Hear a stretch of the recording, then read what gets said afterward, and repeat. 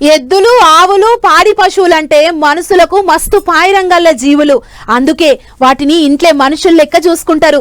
రాముడు భీముడు లక్ష్మి అని మనుషుల పేర్లే పెట్టుకుని పిలుచుకుంటారు.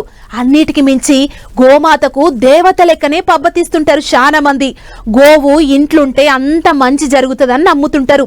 ఇగో ఇక్కడ చూడుండ్రి, వీళ్ళు గోమాతకు ఎంత గొప్ప సంబరం చేసిండ్రో.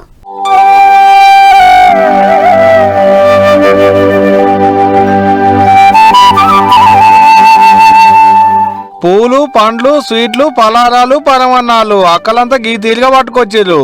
ఏదో పేరంటం అవుతున్నట్టుంది అనుకుంటున్నారు కదా. అవు వాజీబే పేరంటమే, కాకుంటే మనసులకు కాదు బాలింత ఆవుకు. అవు మళ్ళా కండేరాయుడి మల్లన్న గుడి గోశాలలో ఉండేటి ఆవుకు శ్రీమంతం చేసిర్రు నిజామాబాద్ జిల్లా ఆలూరు మండలంలో ఉండేటి పబ్లిక్. 6 సంవత్సరాలుగా గోసేవలో నిమగ్నం అవుతూ నిరంతరం గోమాత సేవ చేస్తూ దాదాపు 2000 మంది సభ్యులతో అంచెలంచెలుగా ముందుకెళ్తుంది. ఇలాగే ప్రతి ఒక్క హిందూ బంధువులందరూ హిందూరు గోసేవ సమితి ఆధ్వర్యంలో ప్రతి ఆదివారం ఉదయం జరిగే గోసేవలో పాల్గొనండి. ఆలూరులో గల ఖండేరాయుడు మల్లన్న దేవాలయంలో గల గోశాలకి విచ్చేసి గోమాత పూజ మరియు గరుకు స్తంభం పూజ మరియు గోమాతకు సీమంతోత్సవం జరపడానికి వచ్చిన గోమాత భక్తులందరికీ స్వాగతం. ఇందూరు గోమాతా సేవా సమితి కామధేను కిట్టు సంగపోళ్ళు గీళ్ళంతా గరుక స్తంభానికి పూజ చేసిర్రు. ముందుగాల అటంక గోమాతకు పండ్లు తినిపించిర్రు, భక్తులకు స్వీట్లు పంచిపెట్టిర్రు.